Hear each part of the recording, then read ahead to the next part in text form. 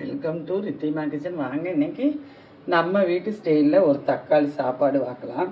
நான் வந்து சாப்பாட்டை வடித்து தான் தாளிக்கிறேன். நிறையா ஸ்டைலில் தக்காளி சாப்பாடு குக்கர்லேயே வந்து நிறைய விதமாக வைக்கலாம்.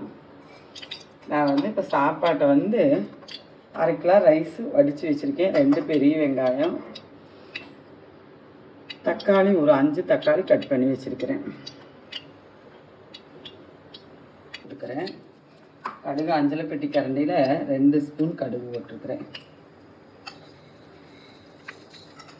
இது நம்ம வீட்டுக்கு தேவையான அளவு விட்டுருக்கேன். நீங்கள் கூடவும் விட்டுக்கலாம், கம்மியும் பண்ணிக்கலாம். நான் ஒரு 4 ஸ்பூன் எண்ணெய் விட்டுருக்கிறேன். உளுந்து போட்டுட்டேன்.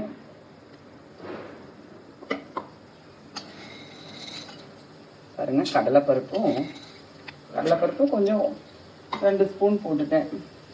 சோம்பு 1 ஸ்பூன் போட்டுட்டேன். இது வந்து வீட்டில் எல்லா வீட்லேயும் இதெல்லாம் நம்ம அம்மாவுங்க ரெசிபியாக இருக்கும், மாமியார் ரெசிபியாக இருக்கும்.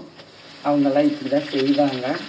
புதினா என்கிட்ட இருந்தது, அதனால் போட்டுட்டேன். உங்கள்கிட்ட இருந்தால் போட்டுக்கங்க. ஒரு 2 ஊற்று கருவேப்பிலை, அது எண்ணெயிலேயே போட்டுருங்க. புதினா இருந்துச்சுன்னா எண்ணெயிலேயே போட்டுருங்க. பச்சை மிளகா எடுத்துக்கலாம். நான் வந்து வரமிளகா எடுத்துருக்கிறேன். பெரிய வெங்காயம் கட் பண்ணி வச்சுருக்கேன். ஒரு 8 பல்லு பூண்டு வந்து நான் நல்லா சதைச்சி வச்சுருக்கேன். அதுவும் போட்டுட்டேன். இது சாப்பாட்டுக்கு தேவையான அளவு உப்பும் போட்டுட்டேன். இந்த பூண்டு வந்து சில வீட்டில் அறுத்தும் போடுவாங்க. நம்ம வீட்டு வழக்கம் வந்து இப்படி கொட்டி தான் போடுவோம். இந்த சாப்பாட்டுக்கு நம்ம இஞ்சி போட மாட்டோம். வேறு இன்னும் நிறையா விதமாக வைப்போம். அதுக்கெல்லாம் இஞ்சி யூஸ் பண்ணுவோம். இந்த வடித்து தாளிக்கிறதுல வந்து வெள்ளை பூண்டு தான் எங்கள் மாமியார் போடுவாங்க. தக்காளியும் போட்டுட்டேன். இந்த வேறு பேஸ்டாலாம் தக்காளி அரைச்சி ஊற்றுவாங்க, குழந்தைங்க எடுத்து வச்சுருவாங்கன்னு. ஆனால் வீட்டில் மாமியார் சொல்கிறது வந்து இந்த மெடிசினல் டேஸ்ட்டு வரணும்னா நம்ம கட் பண்ணி போடணும்னு சொல்லுவாங்க. நம்ம வீட்லேயும் அப்படி எல்லாம் வைப்போம். இன்னும் தக்காளி வணங்கட்டும், பார்க்கலாம். தக்காளியை நான் வந்து நல்லா வணக்கிட்டுட்டேன். இப்படி உடஞ்சி வரணும். நான் வந்து சாப்பாட்டில் போட போகிறதில்ல, மல்லித்தலையை வந்து இப்போவே போட்டுட்டு போகிறேன். இப்படி போடுறதுனால நல்ல ஒரு ஃப்ளேவர் வரும்னு சொல்லுவாங்க. அந்த மல்லித்தலையிலையும் இந்த புதினா இருக்கும். எது குழந்தைகளோட வாய்க்கு வந்து அதிகமாக தெரியாது, அப்படியே சாப்பாட்டோடையே மிக்ஸ் பண்ணி சாப்பிட்ருவாங்க. இப்படி தக்காளி சாப்பாடு இது நம்ம அரைக்காமல் இப்படி செய்யும்போது நல்லா அதை குத்தி விட்டு நம்ம பேஸ்ட் பண்ணிவிட்டு அது ஒன்றும் பெருசாக வாய்க்கு வராது. எந்த பொடியுமே யூஸ் பண்ணலைங்க.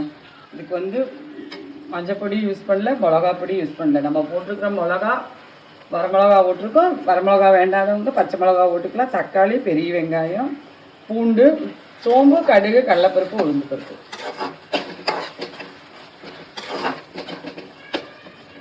நம்ம அத்தை வந்து எந்த பொடியும் இந்த சாப்பாட்டுக்கு யூஸ் பண்ணாமல் தான் செய்வாங்க. மஞ்சள் பொடி போட மாட்டாங்க. அப்போ தான் வந்து இந்த சாப்பாடு ஒரு ரெட்டிஷ் கலர் கொடுக்கும். வெள்ளையும் ரெட்டும் கலந்து போல் இருக்குதுன்னு சொல்லுவாங்க.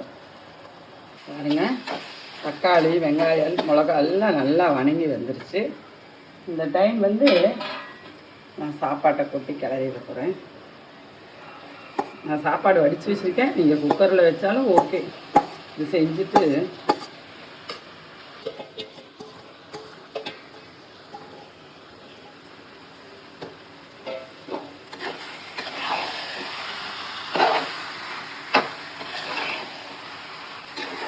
இந்த சாப்பாடு கிளறி சாப்பிட்றதுக்குங்க ஒரு டேஸ்ட்டாக இருக்கும். இந்த தக்காளிலேயே வந்து ஊறி நம்ம லஞ்ச் பாக்ஸ்க்கு எடுத்துகிட்டு போவோம் அல்லவா, அப்போ இனி ஒரு டேஸ்ட் ஆகிடும் இந்த தக்காளி சாப்பாடு.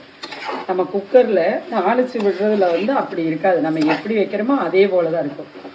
இந்த சாப்பாட்டை வடித்து தாளிக்கிறதுல வந்து இப்படி தாளிக்கிறதுல வந்து அந்த டேஸ்ட்டு வரும்.